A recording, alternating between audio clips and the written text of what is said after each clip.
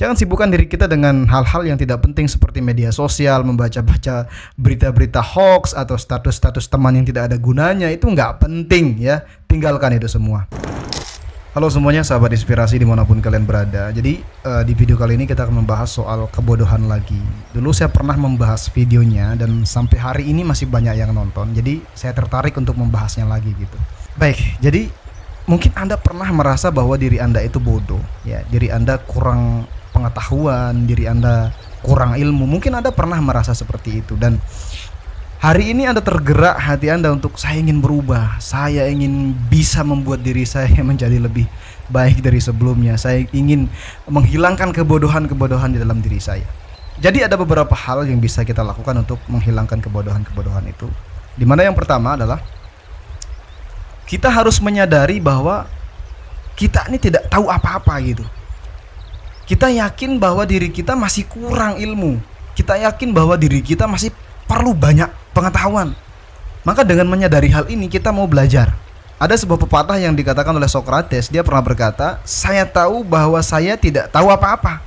Nah, ungkapan ini akan membuat diri kita sadar bahwa kita memang nggak tahu apa-apa. Maka dengan demikian kita mulai belajar, kita mulai menata prioritas kita sehari-hari, kegiatan kita sehari-hari, misalnya membuat daftar topik atau hal yang ingin dipelajari, itu sudah tertata dengan jelas. Kalau kita menyadari diri kita tidak tahu, dan itu harus dibarengi dengan kemauan untuk belajar. Kalau kita menyadari diri kita tidak tahu, lantas kita nggak membarenginya dengan kemauan, ya udah nggak ada gunanya juga. Itu yang pertama. Yang kedua, jadikan belajar sebagai prioritas. Artinya kadang-kadang orang itu menjadikan belajar itu hal-hal yang tidak penting, selingan, hanya sebatas paksaan dari guru saja gitu. Jadi dia nggak ada di dalam pikirannya bahwa belajar itu penting. Belajar itu jadikan sebagai prioritas, kemudian istirahat sebagai selingan. Kalau kita menjadikan belajar sebagai prioritas, maka ilmu juga akan memprioritaskan diri kita. Kita akan menjadi orang yang lebih berpengetahuan, kita akan menjadi orang yang jauh lebih cerdas daripada sebelumnya. Ya, jadi memprioritaskan belajar ini bisa dengan latihan-latihan belajaran di sekolah, bisa dengan membaca buku, bisa dengan ya menonton video-video edukasi seperti ini. Ini juga termasuk menambah pengetahuan di dalam diri kita. Jangan sibukkan diri kita dengan hal-hal yang tidak penting seperti media sosial, membaca-baca berita-berita hoax atau status-status teman yang tidak ada gunanya. Itu nggak penting ya, tinggalkan itu semua. Kemudian yang ketiga adalah bertanya kepada orang lain.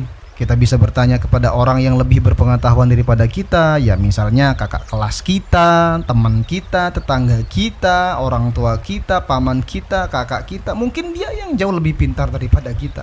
Ya kita tanya aja apa yang kita nggak tahu gitu. Dan saya rasa di zaman sekarang ini orang-orang nggak perlu pusing lagi, banyak media yang bisa dijadikan sebagai tempat pembelajaran. Kalau dia nggak tahu, dia bisa bertanya di internet, bertanya di AI, mungkin bisa juga seperti itu. Maka dengan cara bertanya, orang itu akan tahu. Rasa penasaran, bertanya membuat kita semakin tahu tentang suatu hal. Kalau kita nggak mau tahu tentang sesuatu ilmu, maka ilmu nggak akan mau sama kita. Jadi beda teman-teman ya, antara kita memberikan ilmu kepada seseorang di mana dia tidak menginginkan ilmu dengan orang yang dia bertanya kepada kita. Maka orang yang bertanya itu jauh lebih melekat ilmunya dibandingkan dengan orang yang tidak bertanya, karena nggak ada niat dalam dirinya gitu. Makanya harus pinter-pinter cari teman, harus pinter-pinter dalam bergaul.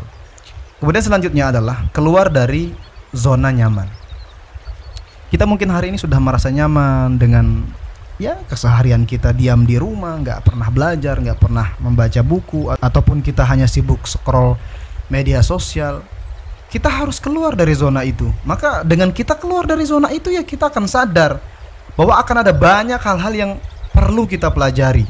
Akan ada banyak aktivitas-aktivitas baru yang harus kita lakukan, yang sebelumnya mungkin terasa asing bagi kita, tapi kalau kita sudah biasa melakukannya itu akan menjadi hal yang menyenangkan.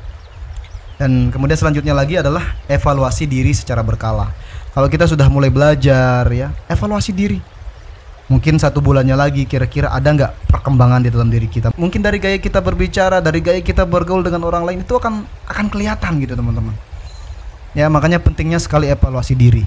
Bisa dengan tanya teman kita, bro kira-kira sekarang gimana saya lebih pintar apa enggak daripada sebelumnya. Atau mungkin kamu bisa tanya orang tua kamu, teman baik kamu. Tanya semua orang tentang diri kamu, apakah kamu sudah berubah, apakah kamu sudah ada perkembangan daripada sebelumnya. Itu akan membuat kamu semakin semangat dan termotivasi untuk mengubah pribadi kamu menjadi lebih baik. Ya, jadi itu saja teman-teman ya, di kesempatan kali ini sedikit informasi tentang bagaimana kita mengubah kebodohan yang ada di dalam diri kita. Ini tidak spesifik, tapi hanya sekedar sebagai pancingan saja untuk membuat diri kita menjadi jauh lebih baik. Terima kasih sudah menonton, sampai jumpa di video selanjutnya. Selalu salam inspirasi.